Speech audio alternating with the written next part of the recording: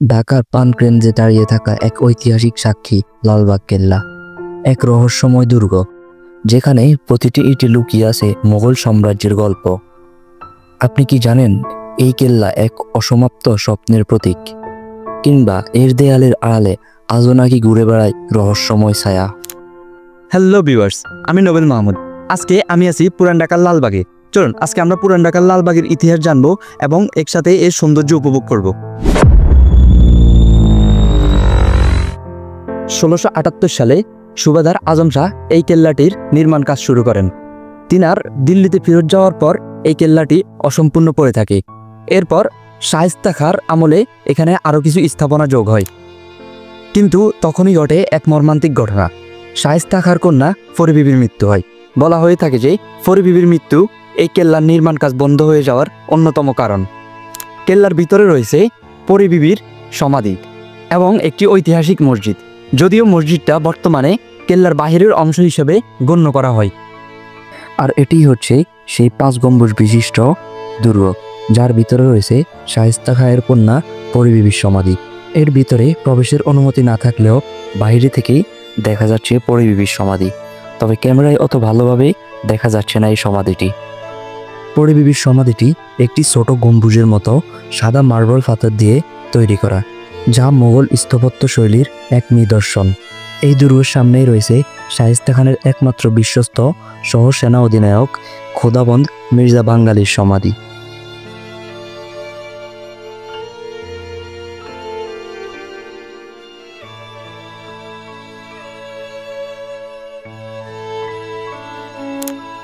এখন আপনারা আমার পিছনে যেই দুর্গটি দেখতে পাচ্ছেন, এটার নাম হচ্ছে হাম্মামখানা। হাম্মাম মূলত ফার্সি শব্দ, যার অর্থ স্নানঘর বা পরিষ্কার পরিচ্ছন্ন হওয়ার স্থান। এটি ছিল মুঘল শাসকদের জন্য তৈরি বিশেষ ধরনের বাথরুম, যেখানে গরম পানি ও অন্যান্য সুযোগ সুবিধা থাকত। হাম্মামখানার ভিতরে একটি গরম পানির চুলা, পার্সি ভাষায় যার নাম ছিল তানুর। এটি মূলত গরম পানি রাখার জন্য ব্যবহার করা হতো। এর ভিতরে বেশ কিছু ছোট ছোট কক্ষ ও বিশেষভাবে নির্মিত পানির ট্যাঙ্ক ছিল। বাংলার সুবাদার শায়েস্তা খান নিজে ব্যবহার করার জন্য এই হাম্মামঘরটি নির্মাণ করা হয়েছে বলে মনে করা হয়। আমি এখন রয়েছি হাম্মামখানার ভিতরে, আর হাম্মামখানার ভিতরে এখান দিয়ে একটি সিঁড়ি দেখতে পাইতেছিলাম, তাই একটু উঠতেছি, দেখি উপরে কি আছে। ও, উপরে গ্লাস করা, একদম উপরে ওঠা নিষেধ মনে হয়। উপর দিয়ে গ্লাস করা। আচ্ছা, আমি একটু উপর থেকে ভিউটা দেখার ট্রাই করি।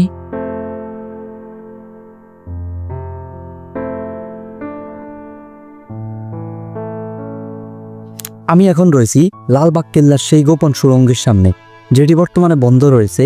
কারণ আমরা এটি দেখব। কথিত আছে এই সুড়ঙ্গটি ঢাকার বিভিন্ন স্থান, এমনকি দূরবর্তী বিভিন্ন স্থানের সঙ্গে সংযুক্ত ছিল।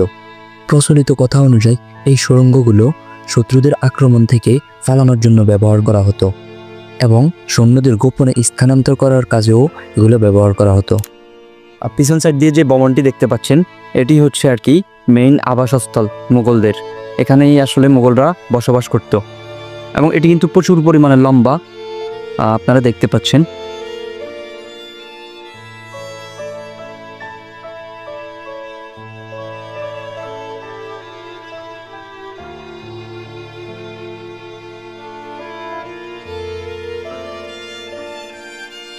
এটি মুঘলদের আবাসস্থলের এক পাশ, যেখানে বর্তমানে মাটি পড়ে সমান হয়ে গেছে, এবং এর নিচের পাশেই দেওয়া রয়েছে বসার স্থান, যেখানে বসে টাইম স্পেন্ড করা যায়।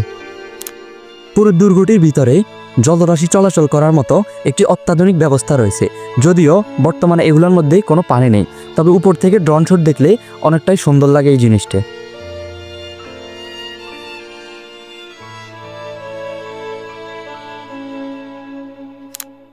এবং দুর্গের প্রায় শেষ কোণে আমরা একটি পুকুর দেখতে পাচ্ছি, যে পুকুরের চারপাশে 4টি সিঁড়ি রয়েছে, মানে পুকুরে নামার জন্য আর কি।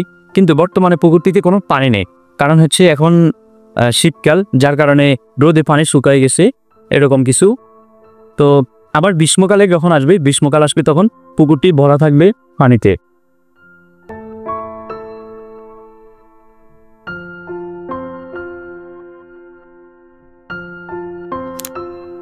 এবার আপনাদের ভ্রমণ গাইড দিই।